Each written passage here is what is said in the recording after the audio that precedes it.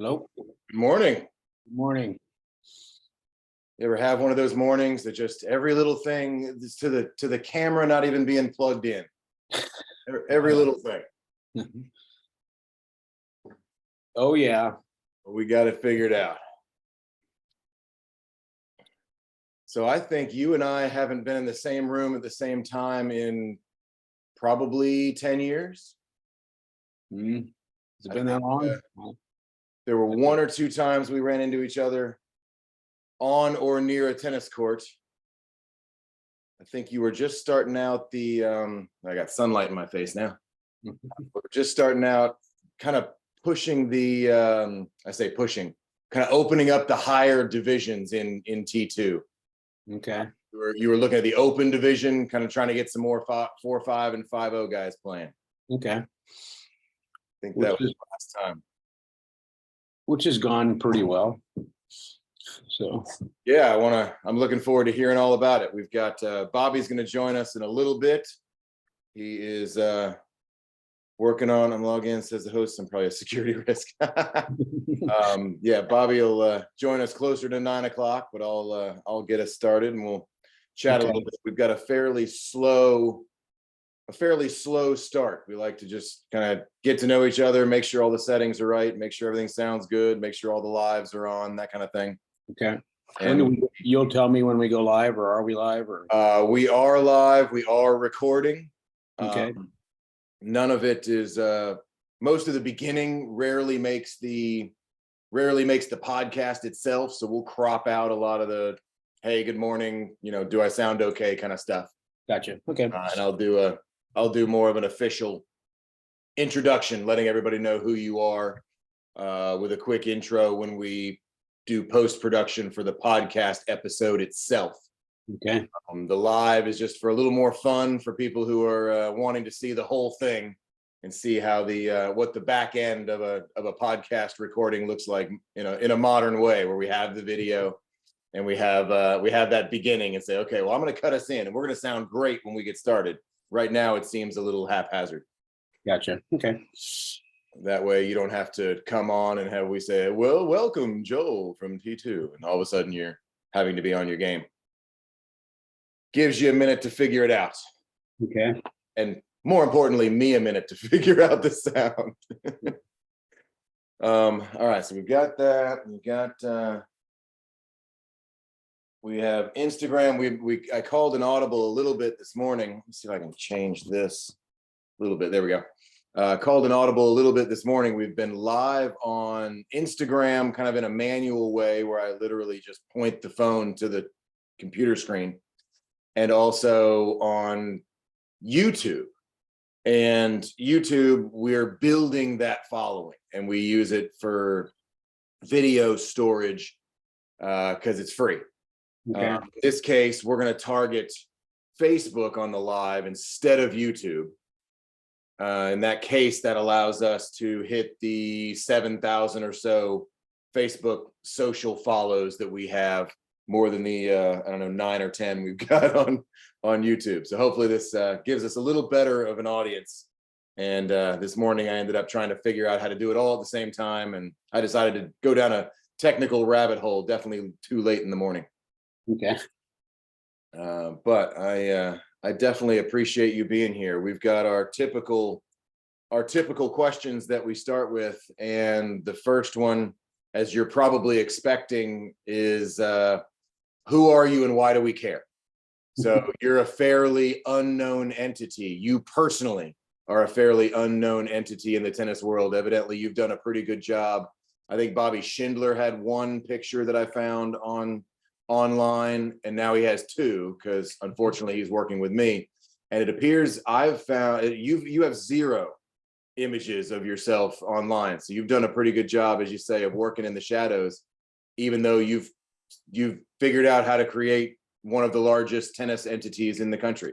So I'd love to hear, and like I said, this is kind of my lead in to get you to say, hi, I'm Joel. I'd love to hear who you are and what you do. And so tell us about Joel Ballantyne. Well, your question was, what was it? Who are you and why does Atlanta care? Yeah. Joel Ballantyne, and I don't think they really do. um, so yeah, I started T2, which is hard to believe, more than 20 years ago.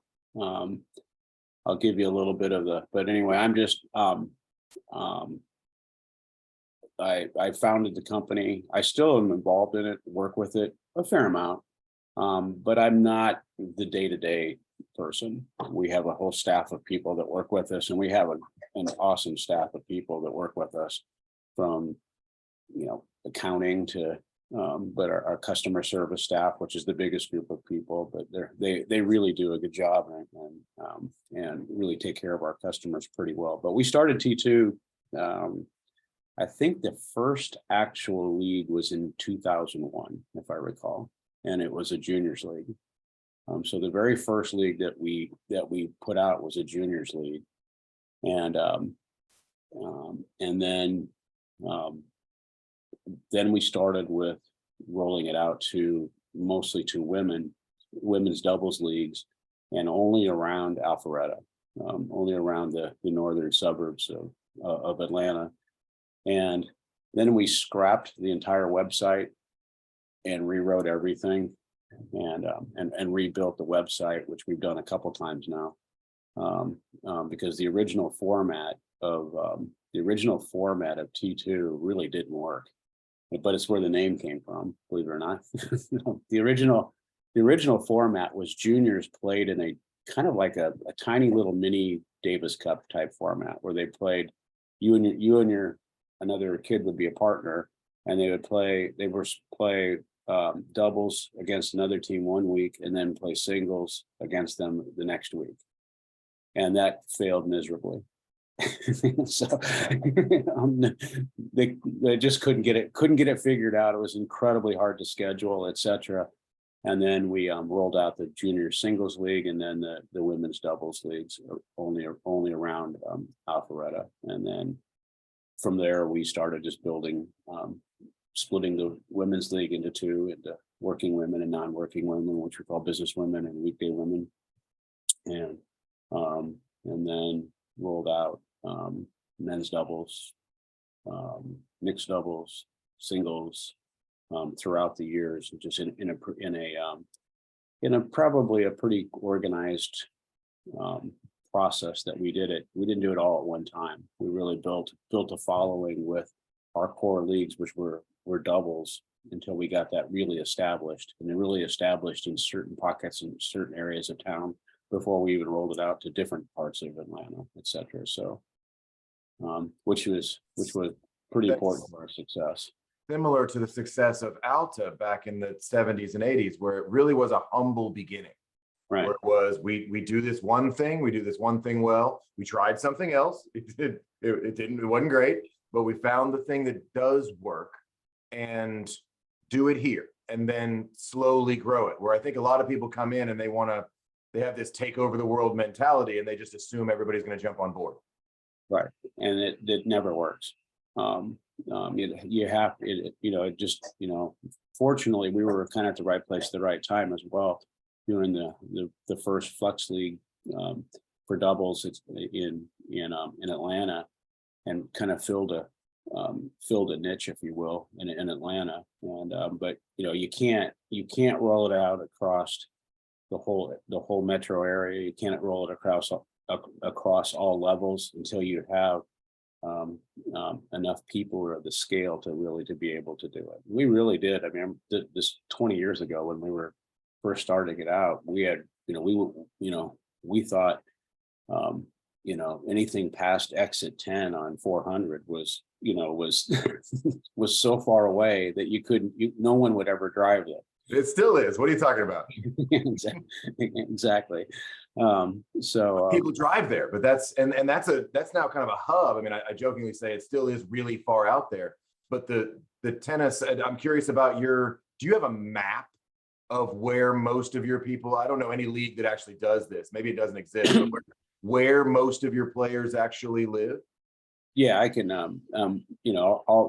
within our software, we have all these mapping tools that are completely automated online, and it's how we do, we use when when we create schedules for the players, it's all done on a mapping system. That makes sense. I guess I'm curious to see like one of those maps with the red and the orange and the like where most people are. Yeah, I could. I don't know if I can show it or not. Oh, that'd be cool. It's Just on a because I'm different. curious, I think we have these ideas of where tennis is played, and you mentioned exit 10 up 400. I'm hearing rumors is the wrong word, but we believe now there's a bit of that North Atlanta. Are there actually more tennis players in certain areas? I'm Well, curious to know that.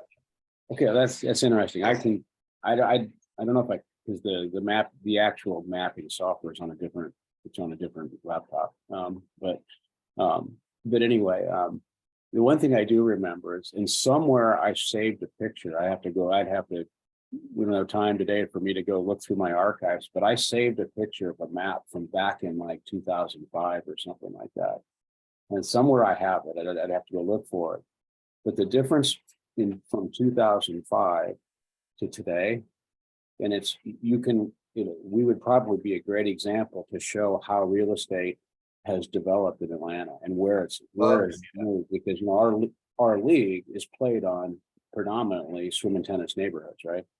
And so you can see the migration of Atlanta and the migration of Atlanta has gone north, very north, and it's gone more.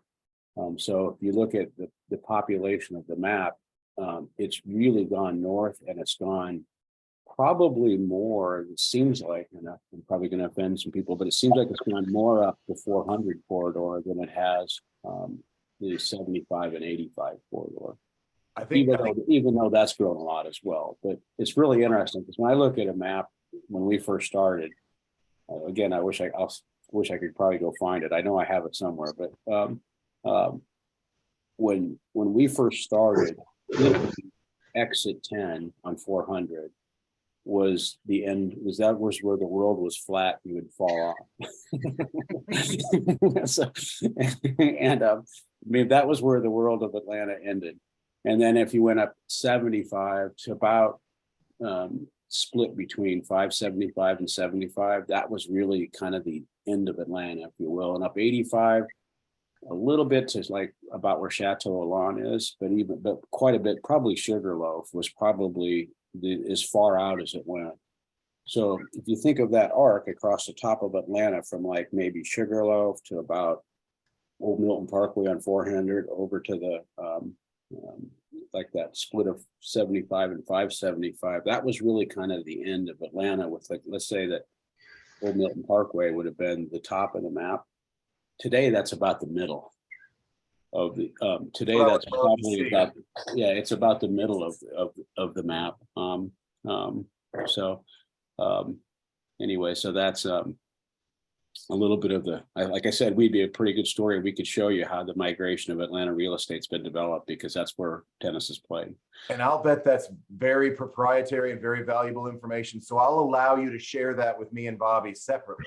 You don't have to share it with everybody, just us. But okay. I'd love to see that migration, because that'd be really cool to see. Bobby's always talking up 400, that felt like where tennis really is. And I think you have the map to prove it. Right. You know, and it continues. I mean, just I live up on Lake Lanier, so I live quite a bit further north, and they just opened exit 18 last week. So now there's a new exit on 400. So now it's taking it up even further. So I mean, it's still kind of a traffic mess, but they opened exit 18, so now there's no longer a stoplight there. It moves up, and they've moved it up another 5 or 6 miles of freeway. Gotcha. And you're different from Alta. Do you have that? Alta has that core 5 counties, and they don't go within, too far past that. How does your allowability, is that a word? Allowability of players in that mapping? Where do you have to live to play T2? We have people playing all the way from Gainesville into they will get divided sometimes east or west, depending on, but probably Gainesville and on that side of and then if you go up like 75, I know there's people, I can't remember the names, but it's quite a ways up there, up past Lake Altoona and that way all the way up. But we've had people register every once in a while, all the way from Athens. And they're, so sometimes we can't get them in, but what we'll do is we have a function in our software that can allow a team to be, we can either ask them to move to a closer in court and we'll try to get them in. We'll do that sometimes. And we also have the function to make them a travel team, which they will do sometimes if they're too far out, but all of their matches will be away. And so they can just had a genius idea where you have a team that only plays away matches because they're too far away. Have you thought of that? We have that. we did think of that. And I so just had that idea. It's genius. And some people will do it because they want to play, and so we can accommodate them if they're willing to play all their matches away, and they understand it. Usually, they say, we know we don't live in the core part of where, but we want to play, and we'll continue to do it. So, and especially in juniors, the junior parents will do it generally almost all the time if they're living further out to get their kids to play. Yeah, I think there's a market there as well. I know Bobby's got some questions about some junior tennis, and I think Bobby, you wanted to ask about his beginnings. He mentioned earlier that sorry, Joel, you mentioned earlier that the junior version failed. Bobby was telling me that he'd heard also that didn't work. That was the very first product of T2, which was, and again, I think I didn't finish that, but that's where the name actually came from, T2, because it was kind of a mini Davis Cup format where kids would play doubles one week and then they'd turn around and play singles the next week. And then, but it was that concept never took off. It was kind of too hard to schedule and that kind of stuff. But that's where the name T2 came from. It was teams of two is what T2 actually stands for. So that's what T2 was named after, is teams of two. And then we quickly rolled out double, so it still works. So. Well, I'm here. Good morning, Joel. Hello, Bobby. How are you? Good, thank you. Sorry, I had to take my daughter to school. Oh, that happens. I say make her walk, but Bobby's too good of a father for that. Well, he already got me hungry. He talked about eggs at 18. That's where I get my hibachi. So I'm very familiar with and I just drove up there to go to the outlet malls. It's like, holy cow, they finally finished it. So yeah. They've only finished one side of it. Right, one side. You can't get on it. You can't go south yet. They put all those cars on the road that I have to take to go south all the time. It's fun up here. You're right. Yeah. I remember going to the office the first time. You remember Taco Mac was the only thing out there. Now you go around exit 10 on Milton. It's unbelievable. So it's certainly grown quite a bit in the last 20 years. Exactly. But I love and I think what Sean was saying, it's almost funny that we've gone full circle, because now I am a big, when you first started, I was like, I've always been a fan of the ladies. The ladies have always driven the tennis boat in my eyes in this city. The ladies will take the first to take the lessons. If they enjoy you and they trust you, they will present their children to you. And after their children, they'll go back to their husband and say, this guy's not that bad. He's kind of funny. He'll talk about baseball and football. You might want to give him a try. And that's how you build your business. And I think obviously T2 is firmly entrenched with the ladies, and the guys who take advantage of it from the flexibility standpoint love it. The big thing being being very involved with the high school coaches, I feel that level player is a great drill player, doesn't get enough matches. They don't want to play tournaments. And the more we're doing these podcasts and talking to people in the industry, there's a real void for the idea of teams. You talk to a lot of ex-college players, a lot of ex-professional players. They miss the camaraderie, or they want the camaraderie associated with teams. And that's where we're looking at saying, okay, how do we get those high school kids who are used to playing with a group on the court more playing matches, because they're not as competitive as we were, so they don't like playing against each other, but they will play T2 now to the end of time.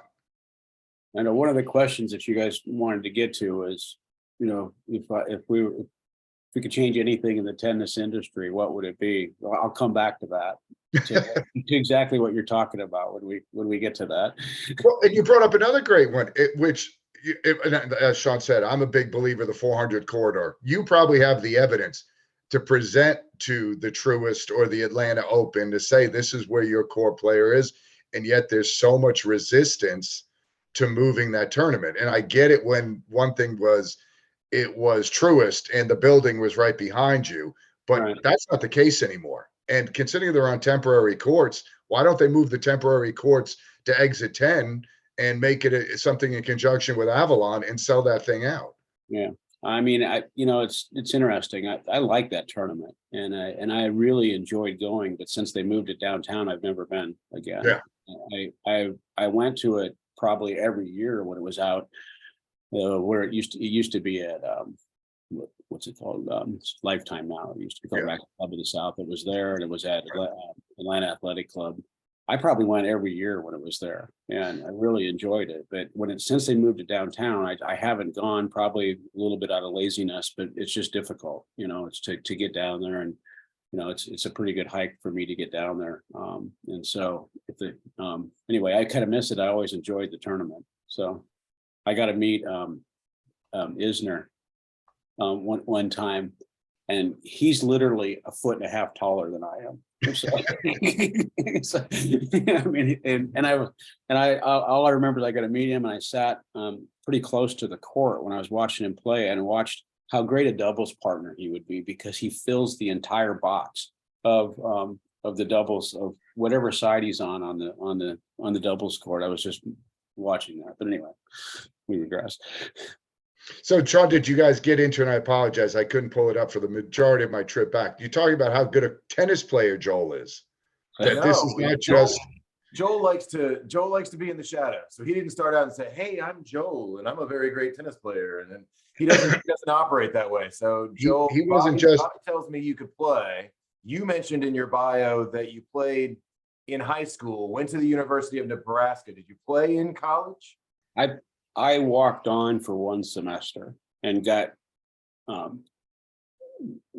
completely beat up, embarrassed, and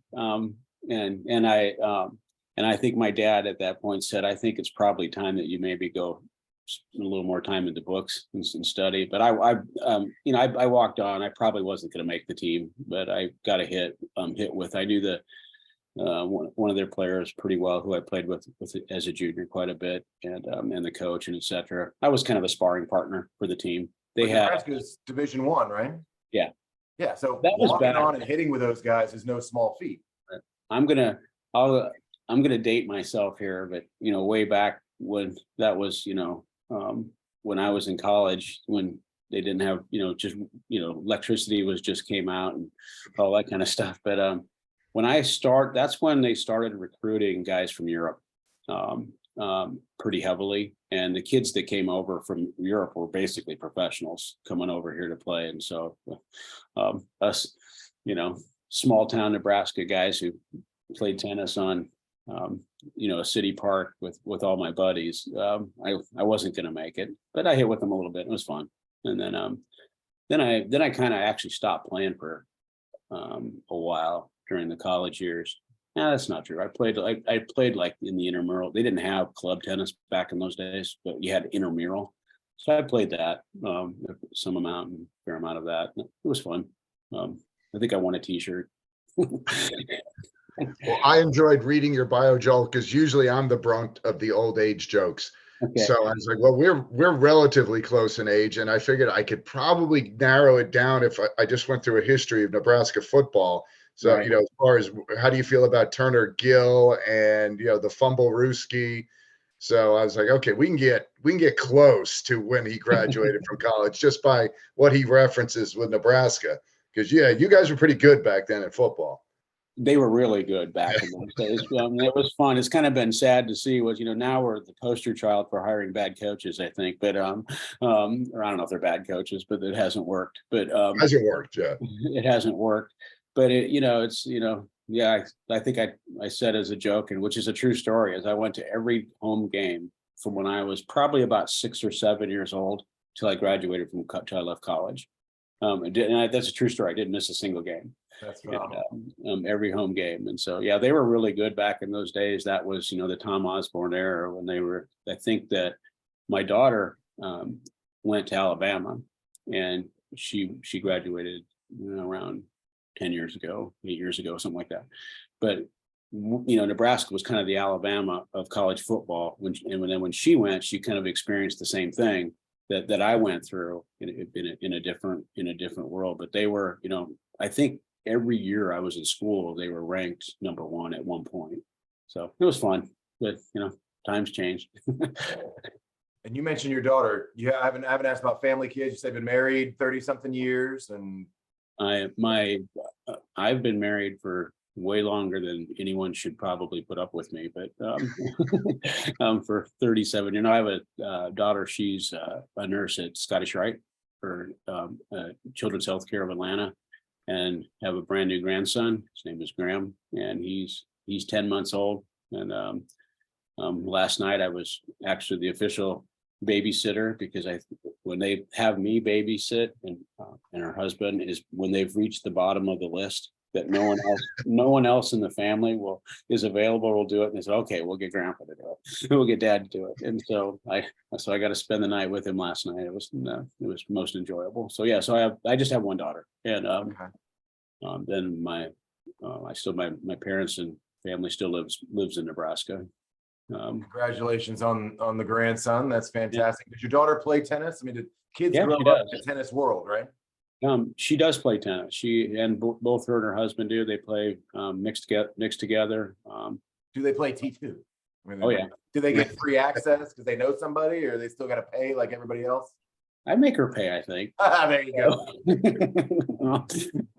I don't know for sure. I think she probably goes through the back door and gets a hold of one of our staff and says, "Hey, this is make this go away." But no, she just asked me a question. She just met a new friend. Actually, she met someone on an Alta team last season, and they're playing T2 together this coming season. It starts next week. So yeah, nice. That happens all the time. So well, what does Bobby and I talk about this a lot when we talk, I say people like you and industry insiders, people who know Atlanta really well. And I'm curious about T2 and Ultimate, because in combination, you're make sure I get this right, the second largest entity in the country next to the USTA. Is that correct? from what we know, yeah, from the numbers of participation and et cetera going on, that we're the combination of us two is probably the second largest tennis entity of recreational tennis players in the US that play in leagues. And you're looking at the multiple hundreds of thousands just from the website numbers of that level of participation. Is there anything, I'm curious, putting you on the spot a little bit to say, is there anything that you would need? What is an entity that large? Like, we have lots of ideas as to what USTA needs. A lot of the complaints there are top down, but it sounds like you are doing really well. The last we spoke, you've got a solid customer service team. You get a lot of helpful people on your staff, because that's a lot of what this business is, and people probably forget that. But is there something, where are the things that you might expand to? What do you have any ideas on maybe what's next for T2? I feel like I'm jumping into this early, but I'd love to know if there's a target. Is there a vision for the next 5 years, or does it just do what it does?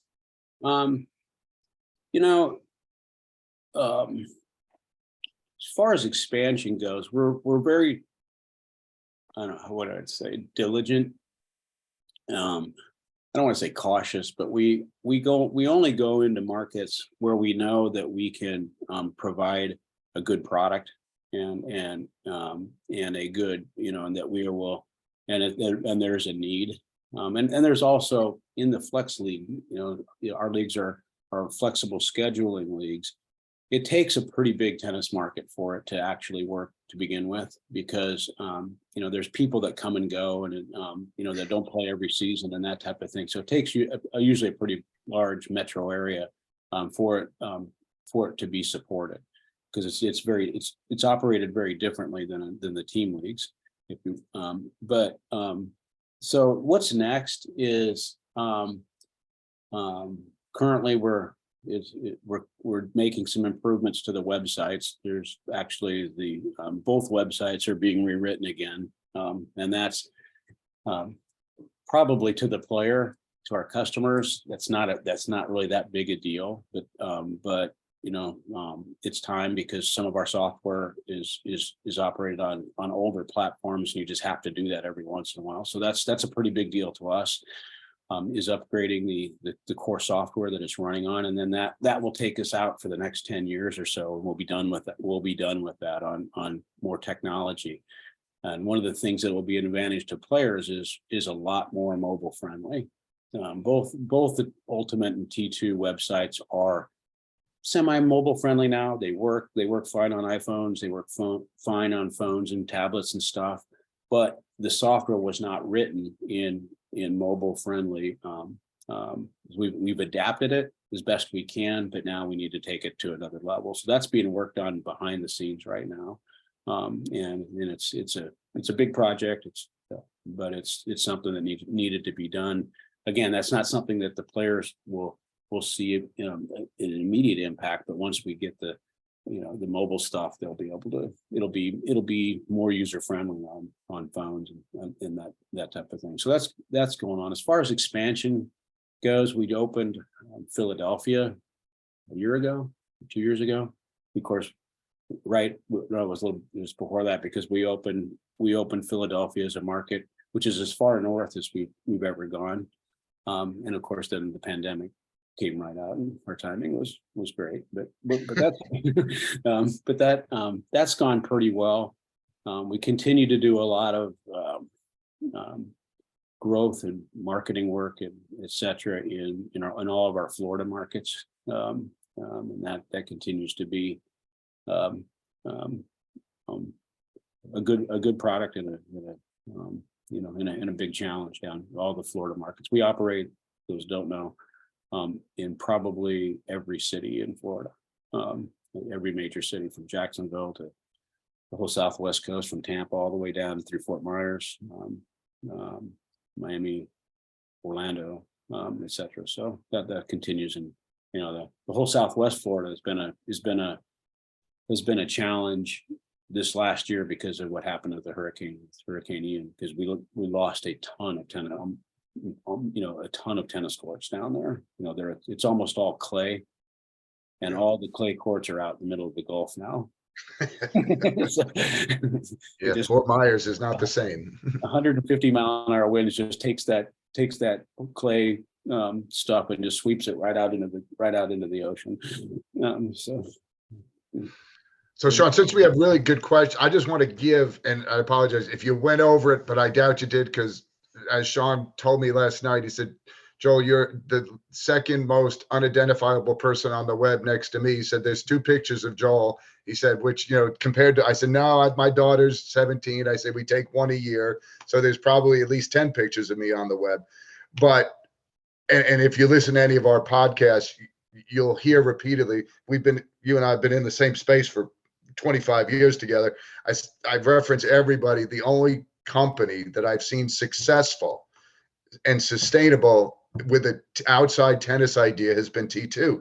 T2 is the model for how to be successful. And I know you guys were touching on it as I was walking in about the slow growth, which was, contrary to what most people do, and obviously unbelievable successful. But I love the little things you did through the years when we would talk and say, okay, so how are you marketing?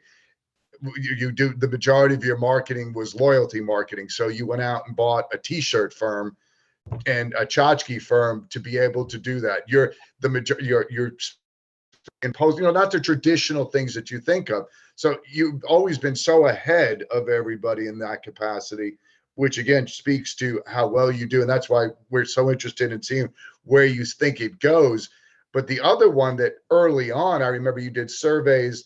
Everybody thought the driving was going to be the big thing that people were going to rebut. But your survey said what? I remember clear, and I might be wrong, but I remember that you came back and said, no, it was sandbagging was the number one thing that people identified about that they didn't like. And you guys have a great, always been, if you get a sandbagger, you're not going to last real long in T2 at that level. Right. I'd say sandbagging was probably a subset of what we heard from our players, which was, it's kind of a subset, but playing at the correct level. Yeah. And people will miss level. some people will mislevel on purpose. It's a fact of life that it happens. So one of the things that we did, this was years and years ago. So we just kind of followed a leveling methodology, if you will. But then when we did survey and we did talk to a lot of players, and this was a long time ago, and realized how important playing at the correct level is, that's when we got kind of scientific about it and went in and wrote into our software our leveling mentality, which now is kind of has been adopted in many different ways, and some people have tried to use it and we've had to tell them that they can't. But we basically now mathematically calculate everyone's performance from a season to season, and so how it works is you can self-level for the first season, and after that, then our software takes over and levels you. And it's worked out, and it works. We have literally more than millions of matches of data from which to go back and correctly level people. And the other thing we can do, which if people ask us, and by the way, when we do our rewrite, this is another thing that we're going to do, is we're going to make it easier for you to inquire about the right level. So taking it one step further, but you can ask us, and we can find, if you give us some friends or something, that we can tell you where they're competitive at and where to plug you in as well. So leveling was something that we wrote into our software years and years ago that has worked and continues to work extremely well.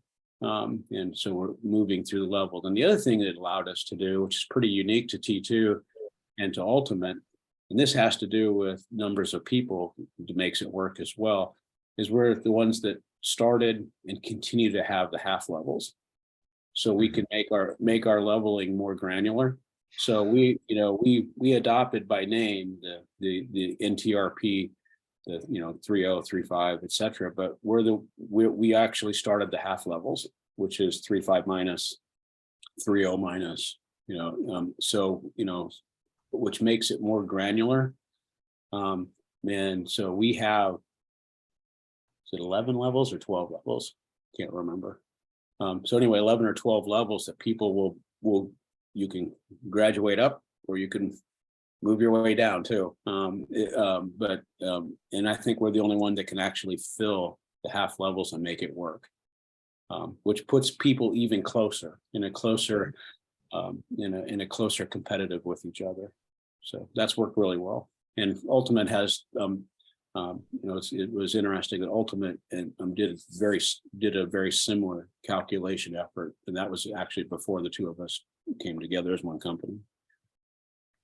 So you've had amazing success doing that, and the USTA kind of went in the other direction, where they used to have to get rated to get on a USTA team, because they looked at their numbers compared to Alta and said, well, we're going to let people self-rate. Now they do track better than Alta does during the season for that reason. But it's astonishing to me that, again, you have the empirical data that shows this is important to people, and yet an organization running the sport went a different direction. We constantly talk to our customers about what's important to them and try to provide that in our products. I can give you another example. One time it was mentioned that the quote individual leagues or flex leagues, you play the same people over and over. And we said, really, no, that's not true, because there's so many different people playing. So then what we did is, you know what? That's something that we should put into our software. So now when we schedule people, we look at a division before it gets published to the player, and we can tell you how many times you played that, that opponent. And if it's too many, we move you to a different division. People don't even know we do that. And so it's part of our software that says we can check for how many times you played how many times you duplicated this match, and if it's too many, we'll move you. Or even if it was just last season, because when we do scheduling, when we put people's schedules together, it's done by level and geography, right? We try to put people in divisions in the same part of town at the same level. That's what we do. So sometimes you're gonna put the same people together, but so we put into our software an ability to scramble them around to make sure that they aren't playing the same people over and over. That was another thing that was brought up to us through just talking to our customers. It's like the Did mix you hear thing that? on Talking to your Spotify. customers, But talking to customers. Isn't that wild? USTA. great are you idea. listening? yeah, Out there, you listening? Talking to customers. Wow. That's it. yeah. To Alta's defense, this is one of the things that people will bring up to us, and we have to explain it to them on leveling. T2 is an individual league. You know, we keep track of you two as partners together, or you individually, and you'll have your own individual ratings as a team, and we keep track. So if you're playing T2 with 3 different partners, we keep track of you those 3 teams individually, and that's all part of our software. But Alta, and people will say, well, this person's playing B5 Alta, but they're playing, you know, they shouldn't be playing this level in T2 or vice versa, right? But people, when we explain it to them, no, I didn't think about that. Alta is a team league. Yeah. And you're being rated as a team, not as an individual. And so from that perspective, it's not an apples to apples comparison. So there can be a 3-0 person on an Alta team and a 4-0 person, and it's perfectly legit. You know, one will probably play line 1 and one will probably play line 5. But in T2, you're rated, and you're leveled as an individual, not as a team. And so Alta's whole teams move up, and whole teams move down, and whole teams are put together. There's some individual rating on it, but generally it's rated as a team, not as an individual. And that's perfectly okay. And one of the things I think is good about Alta is it allows people of different abilities to be on the same team socially, and that's good. But it doesn't work for an individual team. So that's why we have to rate people individually, if that makes sense. And so those were some of the things that we asked. And drive time, by the way, was another one that came up. Is, you know, and that's what's really important, and what's great about T2 is that since we have enough such a large scale people playing, you're going to play people of your same level pretty much in the same part of town. And you know, the higher up the levels you get, sometimes it gets a little bit more of a challenge. Right. But generally speaking, you know, that's, you know, people say, I don't want to drive an hour to play a tennis match. And we respect that, and we understand that. And I especially don't want to drive an hour to go play a tennis match that's not competitive. And is what people tell us, and that, you know, so we get that as well. So when you combine geography and leveling together in a pretty good mix, then it all works. We've got some questions offline. We want to talk about an idea Bobby's working on, because it sounds like your software is able to plug in as long as the market's already there. Again, you mentioned how thoughtful, I would use the word mindful when you expand, and very, very mindful of what's next, because a lot of companies will jump into the next thing, or like I said, have this take over the world mentality, kind of a universal tennis point of view, where kind of missing the idea of listening to the customer, which you seem to be doing really well. What benefits T2? What's the thing that from an already established point of view, we'll focus on Metro Atlanta because that's the majority of our market. What's the thing that helps T2 grow the most and do what it does? You've got your algorithmic system. I don't know if it's an algorithm yet, but you've got your ability in your software to make it as good as you can. Are you still in the word of mouth? I don't see a lot of advertising. What helps you the most? By far is who can tell our story the best is our customers, right? And you know, one of the things that we put in, which I don't know if you've ever even seen it, is we do most of our marketing comes from players telling other players about play. We have a program within that our customers use all the time that we give away Amazon gift cards. So if you refer a player when they sign up, you would get a $20 Amazon gift card that you can use to buy almost anything you want. We've given away thousands of those. And we have actually a whole corporate deal with Amazon that we're one of their largest corporate gifters of gift cards, believe it or not. And it works really well. So, but we've relied heavily on our customers to tell our story, because it's just, if you're playing T2 and you tell your friend to go play T2, that's going to go way further than me telling you to play T2, of course, because we're all, every company is always going to be about self-promotion, right? And so, but when a customer actually says, hey, I played in this league, I enjoy this league, and here's why I enjoy this league, that's how our story gets told. And we have hundreds of new players coming in every season because of that.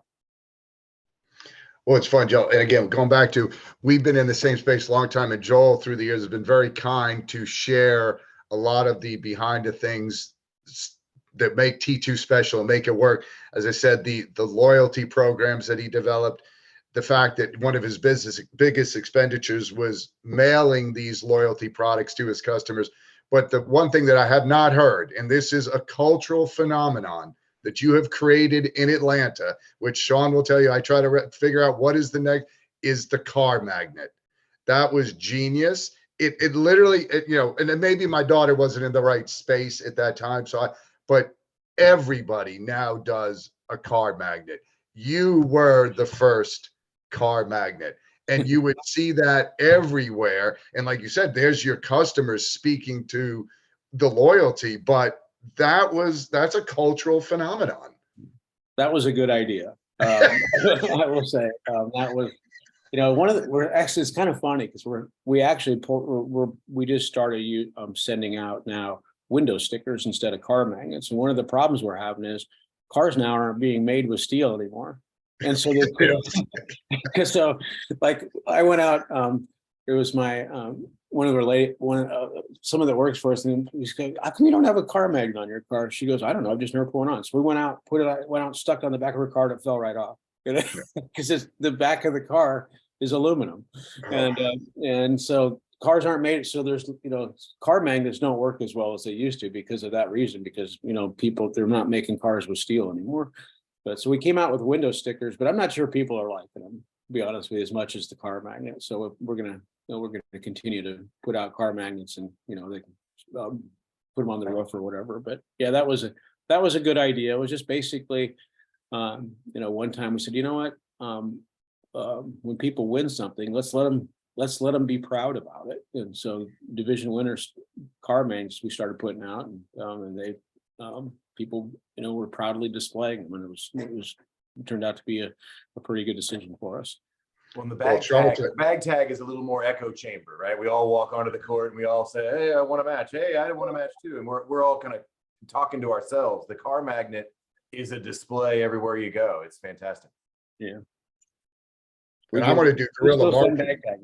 We gazillions of them. We have a whole department in our company that does nothing but mail stuff out every single day.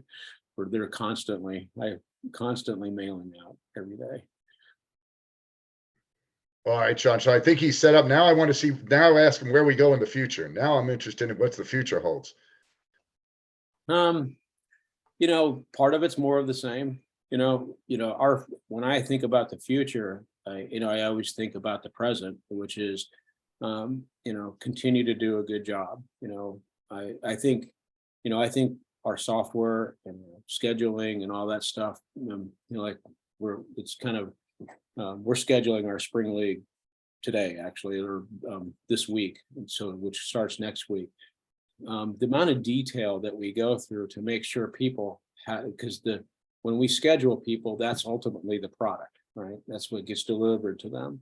We do painstaking detail to make sure that every single person out there is the best that we can make it. We've done the best that we can do. We have all sorts of little tools in our software that, that says, have we done the best that we can do? And we have a great review process, and the staff, everyone that puts that together is the best that we can do. Is it always perfect? No, sometimes no, because we don't, we want to fit another person in that's maybe a little bit further than we would like, or that type of thing. But generally speaking, but I can assure you that when we put out our schedules, it has been worked the best possible for every single player. And the other thing that I think we do pretty good job of is customer service. We have our customers communicate with us via email, and that works because of the sheer volume of different people that we have to deal with on different issues. A lot of issues that we deal with players and customers is emotional, and email is a great way to diffuse the emotion, and provide a response back to them. We get sometimes as much as, I know we've had as much as 2,000 emails a day coming into our customer service teams, and they answer every one of them. And we'll answer every one of them pretty quickly. So, I think that's one of the things. And if our customers have questions or concerns or comments, we get positive comments as well sometimes into our, it's not always complaining about the other team or whatever, but, we like to hear from them. And we learn a lot from, when you talk about, we almost get a survey almost every day from our players, right? About, because of the response or the questions that come into us. So anyway, so I think those are couple things that are pretty, customer service, producing our scheduling, the amount of detail that we put into that, the amount of effort we put into it, our people, our staff, and our people and myself, we all care. We care about what our customers think. We care about that they have a good experience, and we care about that they continue to have a good experience. And if they do that, that's the future, right? Like I said, we're rewriting some software. We're doing some mobile friendly stuff. We've got a couple of initiatives that will be a couple software enhancements, stuff coming from players, et cetera, that we're working on. And so, that's the core of T2, and continuing to do what we're doing. We're working on some growth markets. Like I said, we opened Philadelphia last year, so that takes a pretty, we're fairly limited staff, so it's not like I have this huge staff of people that says we can go swarm a whole new market, and et cetera. So, but that's what we continue to do.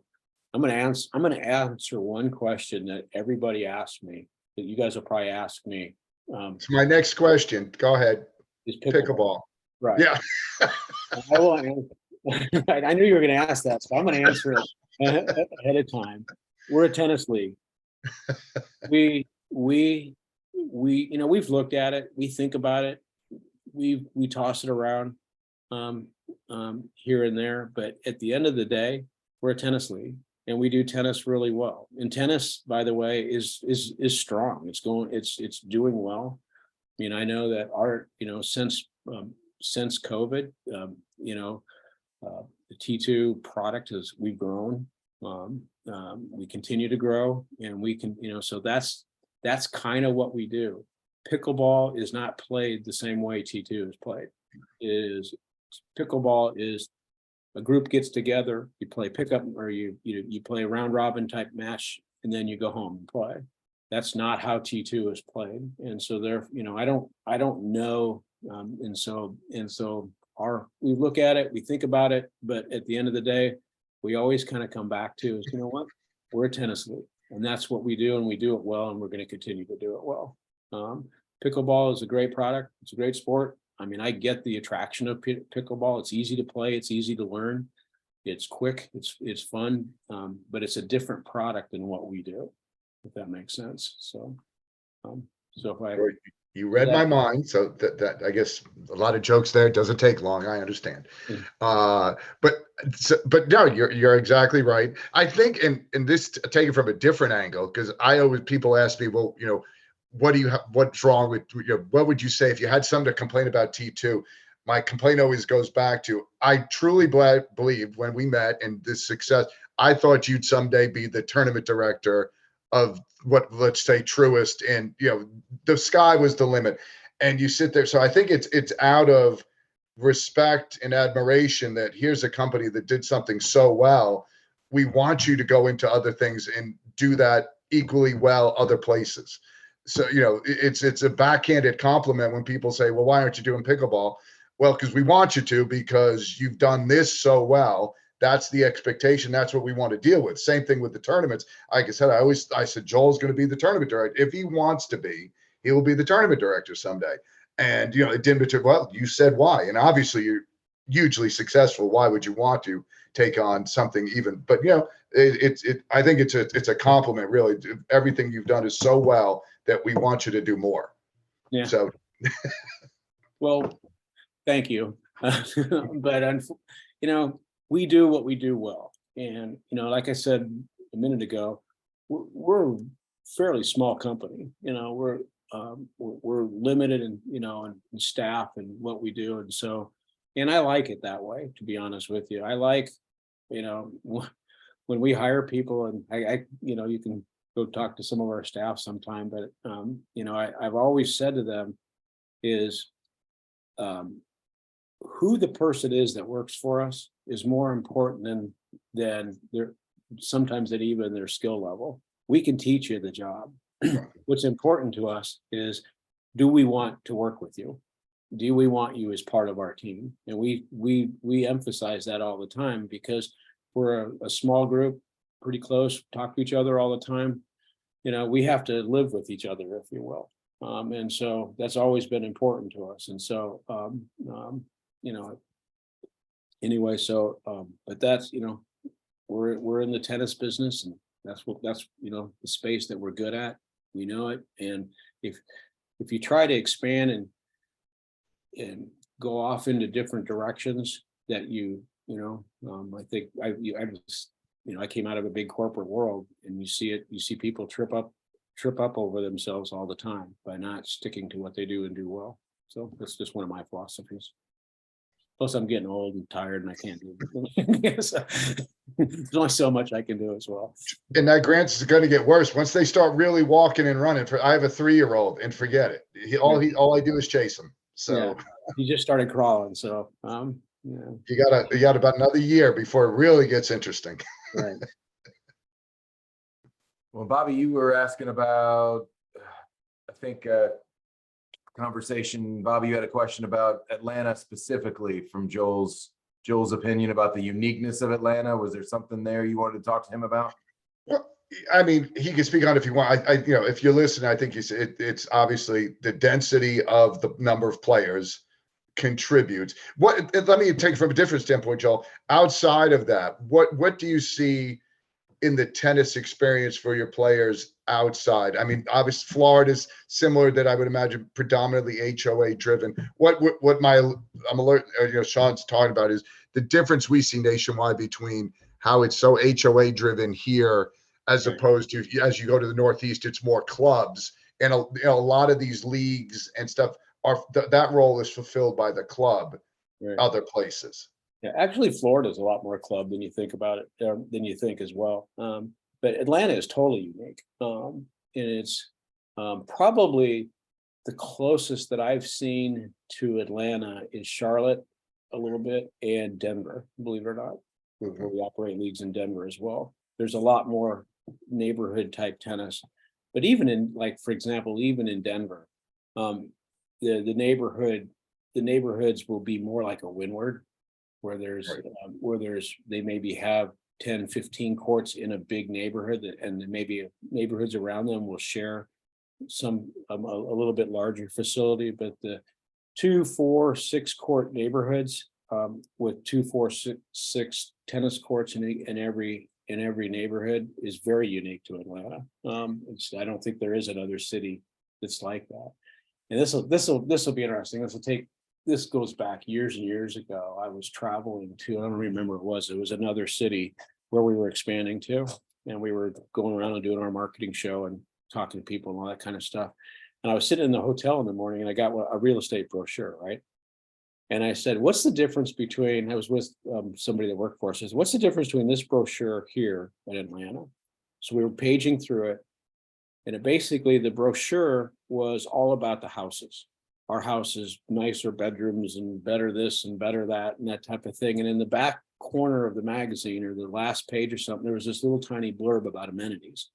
It says, and oh, by the way, we've got an amenity package, it's this type of thing. And when you looked at an Atlanta brochure, this was back 20 years ago, the entire brochure was about the amenities.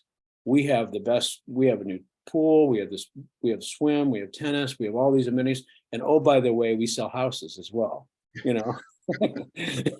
And that was completely the difference in a different market, in a different city than Atlanta was. Atlanta, you know, it was interesting that swim and tennis kind of dictated how real estate was developed in the city, you know, 20 years ago.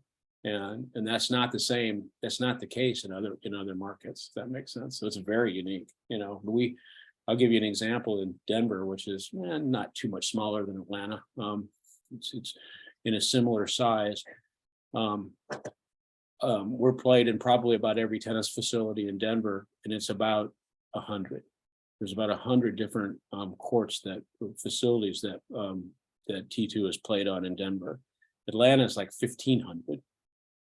And so, I mean, I think we schedule people on something like 1,500 different courts in the Atlanta metro area. So that gives you, and I said Denver is probably one of the cities that's most like Atlanta in the swimming neighborhood. So it's a 10th. There's a 10th the number, maybe, you know, maybe the courts, I don't know for sure the exact court count, but numbers of facilities is probably 10% is what there is in Atlanta. So that gives you an interesting statistic.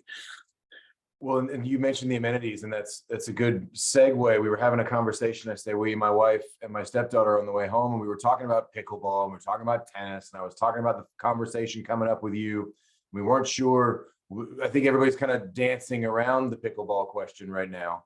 And my stepdaughter looks at, she's 22, graduated Duke, big brain on the girl. She says, Sean, we've got a pickleball court right behind our house in the neighborhood. Our brand new neighborhood put in two tennis courts and a pickleball court. I think we have our sign. I think we have what the direction of the area is right there next to our house, because they threw in a dedicated pickleball court. I think that says something. But if that's pickleball is a fast growing, I think I heard once where they say it's the fastest growing activity in the country, et cetera. And it's a good product. And I get like I said, I get the attraction of the sport. And it will probably continue to do well. I don't think right now the league participation in pickleball leagues has matured yet. Agreed. And because that is still kind of being figured out. Again, today pickleball is, there's a group in my neighborhood here. We converted one of our courts to a pickleball court as well. And there's a group, they get together, they play one night a week. They all show up, they play a round robin. I played with them a couple times, but they play a round robin. It's very social, and then they leave. Some of the guys actually went and participated in a league that play in our round robin, and it just didn't work out very well for them. It was different. It just wasn't quite matured yet. So I think the whole pickleball league concept is still being figured out, but the participation in pickleball is doing really well. Yeah, I think we'll let Alta figure out. They just came out with their pickleball league. We'll let Alta test that. So if they can figure it out, that's fine. We'll all watch. Right. But at some point I need to jump into my question. You said you'd already put some thought into my King of Tennis question, but I'm curious if Joel, the founder of T2, the guy who figured out the uniqueness of Atlanta, and tell me if I'm blowing too much smoke, but the guy who figured it out, is there something you would do if you were King of Tennis? Is there something you would do or change, whether it's Atlanta or anywhere in the world, about tennis in general? One thing comes to mind when we started to talk about this is if I was the King of Tennis and I could get all of you tennis pro types out there in one session and convince you, is I would get juniors, kids, playing more recreational tennis. You know, I just think back, you know, of course, now here we go back to, you know, when I was a kid, you know, you know, when we walked uphill both ways in 8 feet of snow to school and all that kind of stuff. But, you know, I played tennis with my friends all the time. That's what we would do. We would literally walk to the tennis courts, go play, and we'd play for a whole afternoon. You know, we would play some games, we'd do sets, sometimes we do, but we played recreationally with each other. And this isn't just tennis, by the way. This is kids, junior sports in total. We've gotten into this, I'll call it camp mentality, where one of the frustrations or one of the things that I see with juniors, and it's not just tennis, it's all sports, is specialization. I'm either going to go get really good or we're going to quit, and there's no in between. And so what I would like to see if I was king of tennis would be, let's get kids playing tennis more for fun, just recreational. Go out. You don't have to go be the best kid all the time, but you can go play recreationally and have fun. And I think tennis is a good sport for that, for kids, you know. But again, I know tennis, and that's where I grew up. And it's the same in football, it's the same in basketball, that we get in this mentality that we're going to go to drill camp, we're going to go specialize in these sports, and we're going to run our kids hard chasing the college scholarship or whatever, and they don't have fun. And what I see in tennis is, and this is one of the challenges that we have for the future of the sport, is kids will go to about 12 or 14 years old, and they you know, and if they don't get on the really good path, then they just quit playing. There's no in between. And I think that's going to hurt our sport years down the road. So if I was king of tennis, I would get kids playing tennis more recreational, just having fun, and not, you know, they don't have to go to the 5 hours a day drill sessions all the time. And that's one of the things I would like to see us as a tennis community promote. That's the number one thing. I see it happening in adults sometimes. There's a lot of new adults that are picking up the game, and it's, you know, it's hard to do as an adult, and I give credit for that. And I think T2 is a good product for people learning the game out for the first timers and that type of thing. But I'd love to see us spend more time with the juniors, just promoting the game as a place to have fun, a place to enjoy, you know, get out and play recreational tennis. Doesn't have to always be about, you know, I'm gonna be, what's my ranking, you know. You won't get any argument from me or Bobby, I'm sure. Well, I'm going to That's drop enough. this out of the live stream because I want to have a quick conversation about that. And I know you got to go, Joel. You've got your next thing coming up. So I I gotta leave in about 10 minutes or so. that's Oh, it. you Yeah. dropped it, Sean? I have dropped the live. Oh, I wanted to give myself the biggest compliment just to say, look, we didn't bring Joel on just to verify everything I've said over the last year and a half. I mean, Joel, it's great. It's like a dissertation on what's successful in Atlanta. I'm like, Sean's heard the swim tennis reference before. He's heard and I'm a firm believer, just like you said, working with the high school kids. And the other thing that we get a lot of is, obviously it's an aging game, and unfortunately for tennis, you and I, Joel, are the age group that is still the standard bearers. And how do we make it younger? And we were just talking about it yesterday, that they don't think long term. If you keep, and I agree with the idea of getting, and that's why we want to do this, the high school league a little bit, is just to get them a few more matches where they feel better about themselves. Same thing, because these are good, they can hit the ball. These are good players, but they get exposed when they go play. So it's the same idea that they reach a certain level and then they start to back away because they're not enjoying it, or the priorities change. Where if you get them just a couple of more matches where they feel a little bit better about themselves, it'll keep them playing high school. And we might lose them during college. But like you said, the great part about college now, there are club leagues. There's so much more going on in college that hopefully their collegiate experience isn't based upon drinking, which, the majority of mine was, and give them an out. But we're going to get them back, hopefully, too, when they come back to Atlanta, because you got to figure most of these kids, this is a great place to live. They're going to come back to this area. I grew up in New York. I wanted to get out of New York. It was cold. I didn't like it. I wanted to go. I wanted to be warm. Folks are going to come back to Atlanta, which means they're going to come back to the cultural aspects of tennis, of T2, of Alta. It's going to be a part of their lives. If we make it more fun for them younger, we're going to get those kids, those people back sooner, in my eyes. So, I mean, kids are always going to probably drift away from all activities through the college years. I mean, some kids will continue to play and that type of thing. But, if I enjoyed playing tennis as a kid, when I leave school, college, or when I become a young adult, I'm going to remember that. I'm going to come back and remember that I enjoyed the game. If I was just pushed down the academy path, where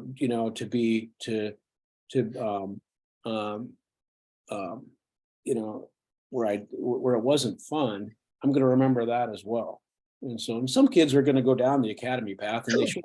I mean, there's going to be kids that are going to go off to be really good, and go play college tennis and that kind of stuff. And those kids, they should do that. But there's, unfortunately, most of the kids aren't that good. exactly. Sorry, Hannah, my daughter, she hears me saying this, but you weren't going to you weren't going to get a college scholarship in tennis. Right. I have a video of my daughter, and I showed it one time, and I said, "This is not a still picture, by the way." She's standing at the net, and she doesn't, and you hear this whole point going on behind her. And then they lose the point. She turns around to her friend, and she goes, "What?" She got mad at her friend for losing the point. So anyway, but most kids are not going to be college scholarship, or they're not going to. But they should have, if they have fun playing the game, they will remember that, and they'll come play as adults again. And it's a great sport to play for a lifetime. It's a great activity. To get out and do something. So, Completely agree. Right. And My it's daughter- safe. My daughter came back and still plays, so she must have had fun watching her friend run around behind her. She was a high level Alta player already. What's going on behind me? What do I see? I see one person hitting the ball, three people standing. What is going on? Right. Well, at least yours played. Mine doesn't even play, Joel. Mine was musical theater. So out of all the things that I never thought I was going to have to do is sit through every musical theater production that comes through the city of Atlanta. So at least you got to see her hit a couple of balls. Mine said, no, I'm out. Well, Bobby, you wanted to talk to Joel about your high school tennis idea. I know Joel you said one of the questions was, you said there was a failure of the juniors initially, but that was 20 years ago. So we've got an idea of targeting high schools and having them put together teams. Bobby, have we narrowed down kind of that concept? And then if we figure out how that works, we can maybe convince Joel to let us use his system if it doesn't cost him any more actual work. Yeah, I mean, I guess he could answer that question before I give any ideas. He's probably got his own ideas of how it would work. So I'd be interested here, there too. I just feel, Joel, from the perspective, like I said, I'm involved with South, and up here, and you live up here. So, I mean, we have, they're getting ready to go into the States. We have 3 of the 4 teams are here. 3 of the 4 in East Cobb, and you got a couple in Alpharetta. I know it's very regionalized, but we're getting to the point where tennis is, let's call it a real sport, where it's no longer we're trying to get bodies. We have too many. We had 60 some odd kids try out this year. It's only going to get harder, and it's harder on the coaches. We're, again, not to change it, because my program is doing extraordinarily well, because we are kind of the lighter version. We're academy light. We play the music. We emphasize fun. We're not out there doing footwork. Hey, if you want us to develop a routine for you, great, but that's not going to be what we do during because we don't feel, that's not the level of player. You haven't demonstrated that you want to do that. We get it. We want to keep it where you want it. But they go out and they get a little frustrated during the season because they don't have the matches. And going back to the kids who lost a whole season in development because of COVID, what they missed more than anything else was just the matches. So we just something for the coaches, maybe once a year, maybe twice, to get them a 5-week period where they get to play more matches and bring it as a team where, you know, and I know that's the hard part, but, and I think that's a big thing where tennis has also been different, where most of the time you go sign up as an individual and the league will assign you a team, where Alta and USTA has always said, bring us a team, bring us a captain. And that's a more difficult thing. But I do think that there's enough of, just my feeling that we could create something that would be long-term beneficial as well for the high schools and make it raise tennis's stature a little bit within the schools. And I think that gets more kids playing as well. Okay, I'm gonna have to be a little bit quick here and then we can pick this conversation Sure. up. Because I have to leave here in a minute. But we, you know, there's a hole in our junior product. We go to 16 and under and that's it. So Right. we go 10, 12. Our juniors program needs a little tweaking anyway, but so we don't, if you're 17 or 18, we don't have a home for you. When you're Right. 18, you can play in the adult league, but we don't have a home for you when in that 17 and 18 is some kids will play in the adult league, but not a lot. We actually rolled out or worked with someone like this in Denver a number of years ago to do a high school product. And it didn't really take off, but I just don't think it was marketed correctly. You know, we just kind of provided so I think it could have had a better market, but I think that there's some opportunity there. And, you know, we don't have the team concept in our software. Right. But I think we have the ability to put, like, I could schedule, if you want to put 8 players together from South and 8 players together in North, and 8 players together in Alpharetta and blah, blah, that we could easily put that together with what we have today. I don't have how to identify them as a team, but what we could do is we could create divisions with, we could create divisions with 2 schools playing against each other, if that Right. makes sense. That wouldn't be that hard to do. And then we can also extract the data results and that type of thing, and it wouldn't be that hard to create some template from which to take it from our system to put it into a team concept, if that makes sense. But, Yeah. And it does, and I think the coaches would love it, yeah. you know, because again, especially in our area where you're getting more kids, some of these kids, you know, like I have one kid who blows my mind. He didn't even get invited back to the second day of practice. And I just felt like the coaches were not aware of him. They turned at the wrong time where he hit the slice backhand that I always tell him don't hit. And they saw it and they never looked back again. And they missed out on not only a developing tennis player, but a great kid. And, you know, we're fortunate that we kept him going. And, you know, next year they're going to look and say, God, how did he make varsity? He didn't make JV last year. Right. But if we can give the coaches just a little bit of help and say, look, this kid, he doesn't have a UTR, but he's still playing. Right.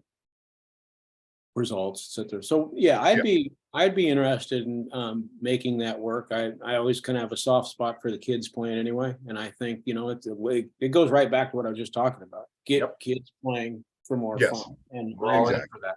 I'm all in on that. So Okay. all right, well, I have to sign off here. Yeah. Thank you, sir. Why don't you guys ping me and we'll talk about the junior thing we can, you know, set up another time. I'm here now for the next 3 or 4 weeks, so if you want to set up another time, let's do that. Because I want to learn more about the charity too. That charity is outstanding. Oh yeah, that was another thing we didn't get to, so we'll have to have you tell us more about that. Okay. All right. I appreciate it. Thanks, Joel. Thank you, sir. All right, guys. Good to see you. See you soon. All right, take care. Bye-bye. There and there. All right. Is Luke coming right back on? How long do we got him? Luke's at 11. Okay. Give me 5. Let me call Thad. He's called me twice and then I'll come. I'm gonna give you 45. I gotta go feed my family. You got it. All right. So I'll see you at 11:40 or 10:45. Sounds good.